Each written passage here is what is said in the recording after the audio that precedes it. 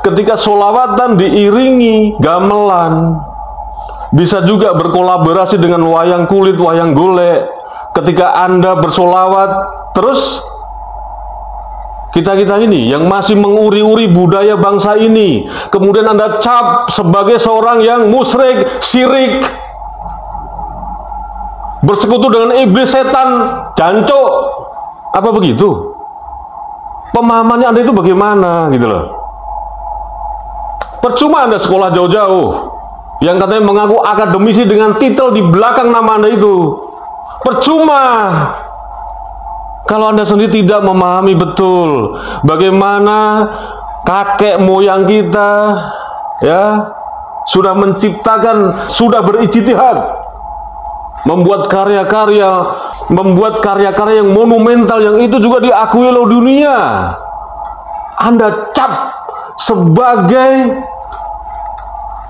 kategori yang haram, yang tidak sesuai dengan musikalitas Arab.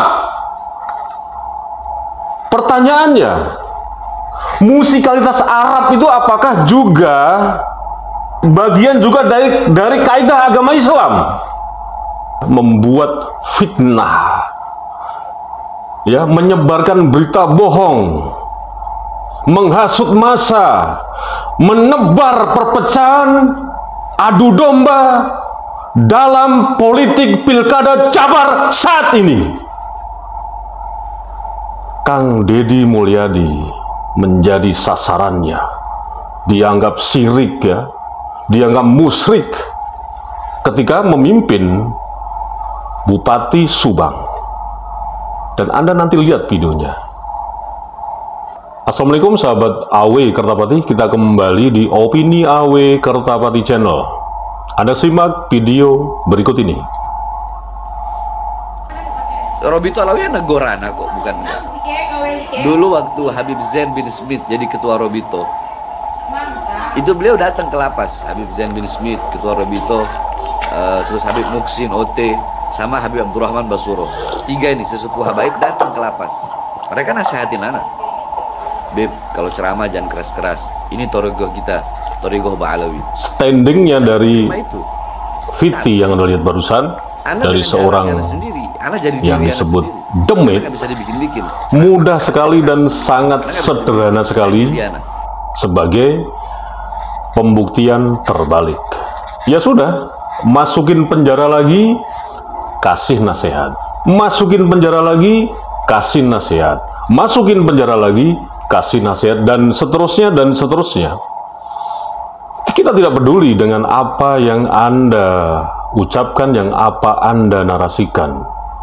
Kita nggak menganggap apa namanya yang Anda sebut-sebut sebagai yayasan pengepul nasab itu nggak penting lagi, udah nggak guna lagi di Indonesia ini. Bahkan Anda sendiri sudah tidak ada manfaatnya buat negeri ini. Dan saya heran kenapa orang-orang, ya, orang-orang yang punya kepentingan elektoral, ya, yang punya kepentingan politik untuk meraih massa sebanyak-banyaknya masih menggunakan temit ini. Saya heran kenapa bisa begini otaknya dalam berpikir. Sebentar lagi pilkada diselenggarakan. Ini khusus kita bicara di Jabar. Saya memang bukan orang Jabar, tapi saya berkali-kali pernah bicara bahwa Pak Alwi itu masih digunakan oleh oknum-oknum yang punya kepentingan elektoral. Orang politik-politik busuk yang masih menggunakan temit ini untuk meraih suara sampai akhirnya, ya, membuat fitnah, ya, menyebarkan berita bohong, menghasut massa, menebar perpecahan, adu domba dalam politik pilkada Jabar saat ini. Kang Deddy Mulyadi menjadi sasarannya, dianggap syirik, ya, dianggap musyrik ketika memimpin Bupati Subang. Dan Anda nanti lihat videonya. Jadi ini simpel sekali, sederhana sekali, sebagai pembuktian terbalik. Ya sudah, karungin aja, masukin aja penjara si demit ini, nggak usah dinasihatin lagi. Dan itu tadi yang kita herankan sampai detik ini.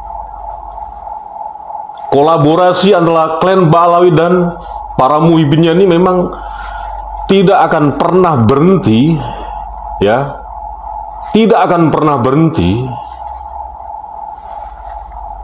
Apalagi ini sudah sebentar lagi terbentuknya pemerintahan baru yang dipimpin oleh Bapak Prabowo dan Gibran. Apakah kita tidak belajar mengenai arti toleransi, mengenai arti perbedaan pendapat, dan tidak ada lagi kasta-kasta di dalam agama Islam bahwa kita ini lebih mulia, lebih terhormat, karena selalu saja menggunakan diksi sebagai turunan Nabi, yang itu akhirnya menjadi komoditi mereka. Klan Ba'alawi menjual, bukan menjual dirinya, menjual muhibinnya, sekali lagi untuk kepentingan elektoral. Pilgub Jabar saat ini. Dan kalau kita ya lebih cermat, lebih cerdas, jangan pilih orang-orang yang diusung oleh diduga klan Ba'alawi, yang framingnya selalu aja mengejustifikasi secara pribadi Kang Deddy Mulyadi dengan fitnahan, dengan pencemaran nama baik, dan mencoba mengadu domba dalam kontestasi Pilgub Jabar saat ini 2024. Untuk lebih lengkapnya, kita saksikan video berikut ini.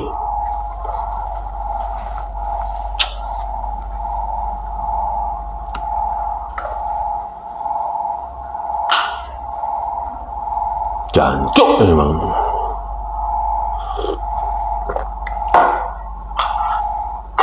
Ayadi kira-kira lamun kumpul kia bersama jamaah bersama umat resep teh Kang Lutfi bagus tidak adem teh daripada sia wayangan golekan sia nu kamari hadir gempungan sia tak aina orang ganti dengan solawat, betul? Daripada nonton wayang golek lebih baik sia solawatan. Di mana salahnya? Di mana penistaan budayanya? Dia nggak bisa membedakan ini mana hak mana batil, mana yang benar mana yang salah. Saya katakan waktu itu saat ceramah, daripada sia yaitu nggak usah, daripada sia nggak usah, masih ya, masih Mbak, ya. Dan sia sholawatan. Nah, ngomong seperti ini bagi orang-orang yang tertutup mata hatinya, dipenuhi dengan hawa nafsunya, dianggapnya ini penistaan budaya, penistaan wayang, saudara. Anda tadi pasti juga menyimak Viti dari Muhibin, nggak tahu ya ini Muhibin klan Ba'alawi atau memang Ba'alawi, kita nggak tahu lah.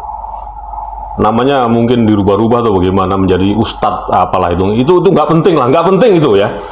Tapi ya, coba Anda tadi sudah saksikan bagaimana si Muhibin yang memang menjadi jongosnya Ba'alawi itu ya membuat pernyataan yang sangat lucu gitu loh. Membuat pernyataan yang sangat-sangat tidak nasionalis gitu loh.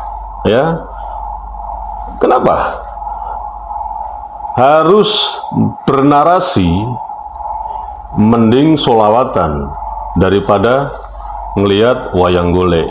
Ini artinya apa? Ya pantaslah kalau Anda dianggap sebagai penista kebudayaan. Anda ini orang mana sih? Dul, asu, dancuk, telek benjret. Anda ini orang mana sih sebetulnya? Orang Yaman. Ya kalau orang Yaman, janganlah mengusik-usik kebudayaan bangsa ini gitu loh, tradisi bangsa ini gitu loh. Anda ini nggak paham ya. Solawatan itu ya nggak ada yang salah. Dan apakah ketika solawatan diiringi gamelan, bisa juga berkolaborasi dengan wayang kulit, wayang golek, ketika Anda bersolawat, terus kita-kita ini yang masih menguri-uri budaya bangsa ini, kemudian Anda cap sebagai seorang yang musyrik, syirik, bersekutu dengan iblis, setan, jancuk, apa begitu? Pemahamannya Anda itu bagaimana gitu loh. Percuma Anda sekolah jauh-jauh yang katanya mengaku akademisi dengan titel di belakang nama Anda itu. Percuma kalau Anda sendiri tidak memahami betul bagaimana kakek moyang kita ya sudah menciptakan, sudah berijtihad, membuat karya-karya yang monumental, yang itu juga diakui oleh dunia. Anda cap sebagai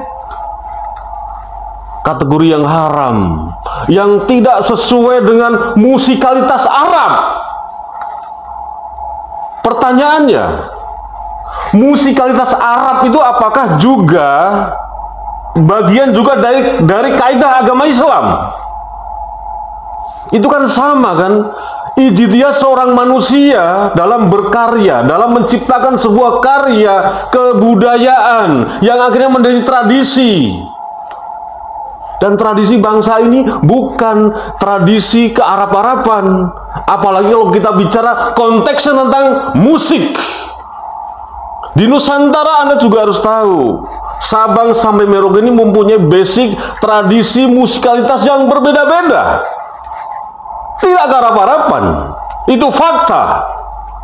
Tapi kenapa ketika sholawatan diiringi dengan gamelan, ya, dianggap musyrik, dianggap syirik, haram, telah menjadi cancuk.